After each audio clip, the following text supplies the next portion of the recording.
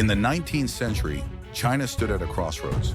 For centuries, it had been one of the most powerful and self-sufficient empires in the world, a land of ancient traditions, vast wealth, and cultural sophistication. But by the mid-1800s, China found itself locked in a brutal struggle with foreign powers, a struggle that would change its destiny forever.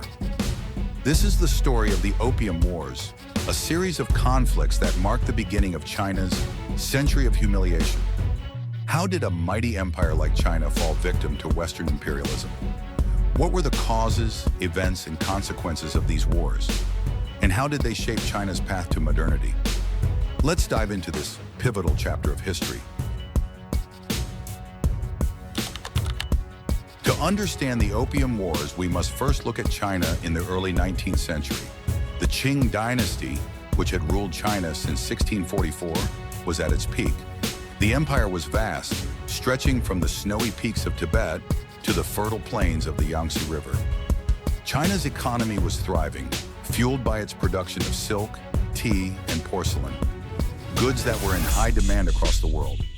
The Chinese people lived in a society deeply rooted in Confucian values, with a strong sense of cultural superiority. To the Qing rulers, China was the Middle Kingdom, the center of civilization, and foreign nations were mere barbarians who had little to offer.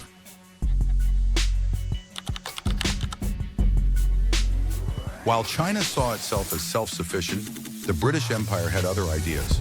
By the early 19th century, Britain was the world's leading industrial power, and its merchants were eager to tap into China's vast market. But there was a problem. China wasn't interested in British goods like wool and cotton. The Chinese wanted silver in exchange for their tea, silk, and porcelain, and this created a trade imbalance that Britain couldn't afford. To solve this problem, the British turned to a dangerous and addictive product: opium. Opium, a highly addictive drug derived from the poppy plant, had been used in China for centuries, but only in small quantities for medicinal purposes. However, the British began smuggling massive amounts of opium into China, flooding the market and creating an epidemic of addiction. By the 1830s, millions of Chinese, from peasants to government officials, were hooked on the drug. The social and economic consequences were devastating. Families were torn apart, productivity declined, and silver, the lifeblood of China's economy, flowed out of the country to pay for the opium. The Qing dynasty realized the severity of the opium crisis and decided to take action. In 1839, the emperor appointed Lin Zexu, a respected and incorruptible official, as a special commissioner to tackle the problem.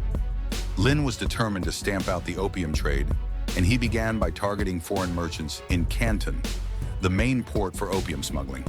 He confiscated and destroyed over 20,000 chests of opium, worth millions of dollars, and demanded that foreign merchants sign pledges to stop trading the drug. Lin's actions were bold and decisive, but they also angered the British, who saw them as an attack on their profits and their rights. The British response to Lin Zexu's crackdown was swift and brutal. In 1839, they launched the First Opium War, using their superior navy and weaponry to overpower the Qing forces. The war was one-sided from the start. British steam-powered ships and modern cannons easily defeated China's outdated junks and artillery. Key battles, such as the capture of Canton and the bombardment of Nanjing, demonstrated the vast technological gap between the two sides. In 1842, the war ended with the Treaty of Nanjing, a humiliating agreement that forced China to open 5 ports to British trade, cede Hong Kong to Britain, and pay a massive indemnity of 21 million silver dollars. But the British weren't satisfied. In 1856, they launched the Second Opium War, this time joined by the French. The Qing dynasty, already weakened by internal rebellions like the Taiping Rebellion, was no match for the combined forces of the British and French. The war saw some of the most brutal episodes in China's modern history, including the looting and burning of the Old Summer Palace in Beijing, a symbol of Qing power and cultural heritage. The war ended with the Treaty of Tientsin and the Convention of Peking, which further opened China to foreign influence, legalized the opium trade, and allowed Christian missionaries to operate freely in the country. The Opium Wars had far-reaching consequences for China. The treaties imposed by the Western powers undermined China's sovereignty, opened the country to exploitation, and led to widespread poverty and social unrest. The wars also exposed the weaknesses of the Qing dynasty, paving the way for further foreign intervention and internal rebellions. The century of humiliation had begun, and it would take decades of struggle and reform for China to regain its strength and independence. Today, the Opium Wars are remembered as a dark chapter in China's history, but also as a turning point that shaped its path to modernity. The wars forced China to confront its weaknesses and eventually led to movements for reform and modernization, such as the self-strengthening movement in the Xinhai Revolution. They also left a lasting legacy of national pride and resilience, as China sought to reclaim its place as a global power. The Opium Wars remind us of the dangers of imperialism, the importance of sovereignty, and the resilience of a nation in the face of adversity. The Opium Wars were a clash of empires, a struggle for power, and a story of resilience.